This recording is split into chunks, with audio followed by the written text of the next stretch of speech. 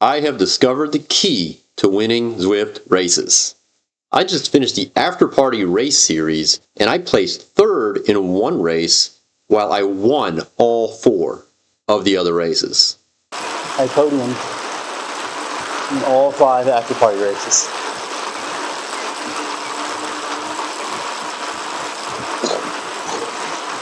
Yes, I won 4 out of 5 races. Not only that, but I beat B category riders on climbs. As many of you already know, I am a bigger sprinter type rider. I'm not a climber. This should have never happened. So why did it?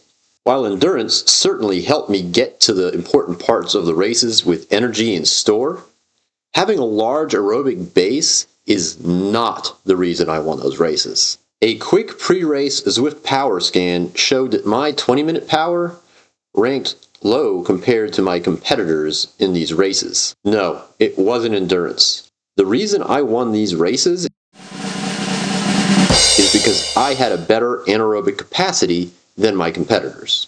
The other riders simply could not match my 1-minute power.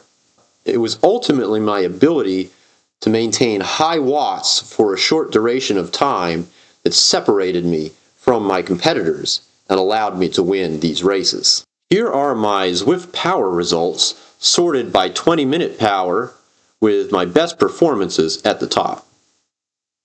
Many of my wins do show up near the top of the list. Interestingly though, many of my wins are down towards the middle. We can even sort by 5-minute power, which shows similar results. I do want to take a moment here to stress that I believe that having a good aerobic base is important to being able to compete, especially in longer races.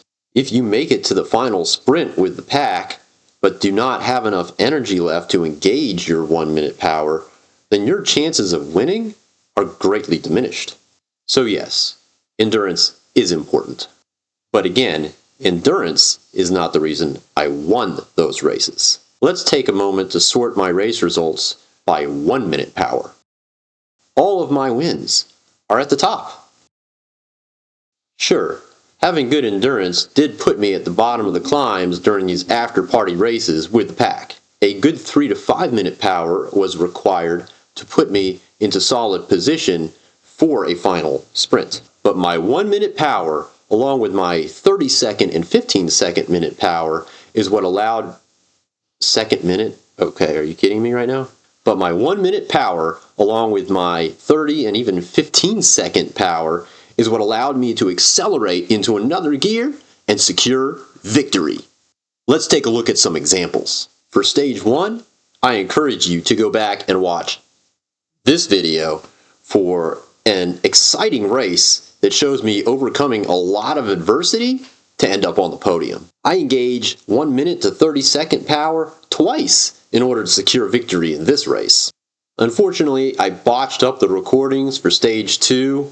Really disappointing because it was an exciting race where I was able to accelerate at the very last 30 seconds in order to get past the last competitor in front of me and secure victory. My stage 3 footage was also ruined. I'm still learning. During this race, I decided I was Tadej Pogačar or something and tried to leave everybody else on the climb. That was stupid. I ran out of energy at the end and I couldn't engage my 1-minute power to any effect whatsoever, and I ended up limping across the line in third. Still not bad, another podium finish. And that one was on a much longer climb.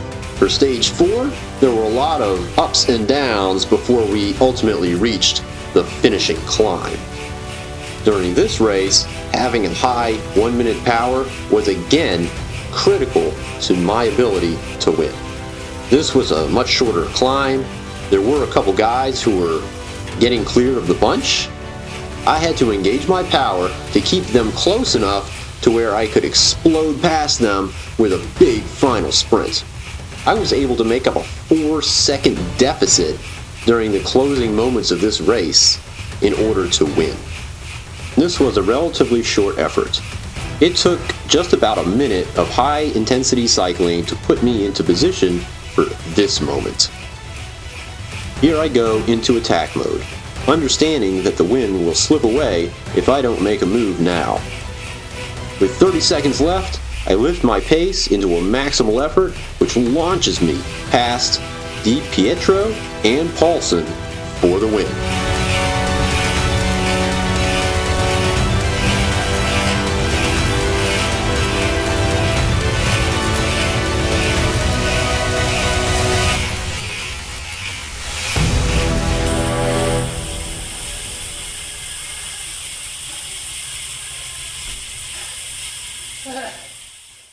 Paulson looked like he was going. He just didn't have the kick in the end.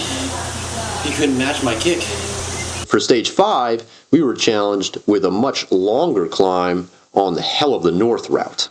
Man, is that the over climbing? That's daunting.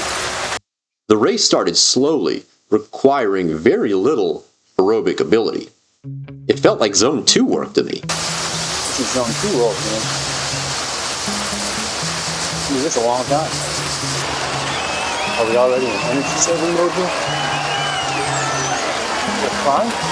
This was the longest climb out of the 5 included in the After Party series, and I knew it would be the most challenging for me. However, with the success I had in the previous stages, my confidence was high.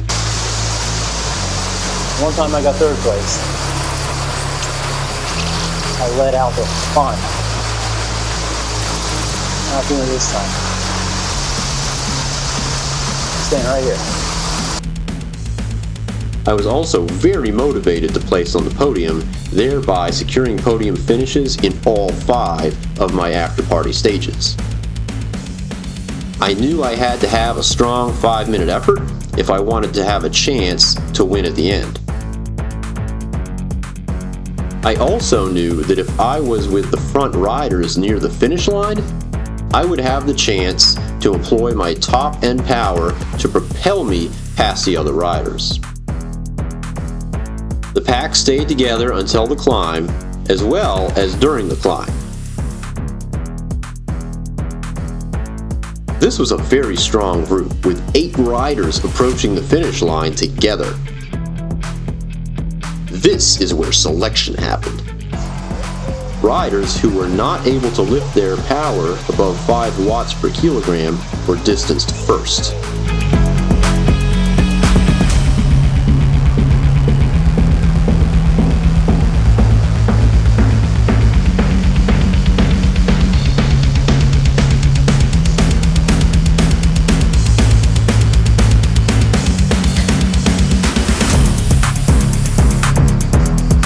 Then, during the final 30 seconds, the 3 riders who could lift and sustain their power even further to above 7 watts per kilogram placed 1, 2, 3.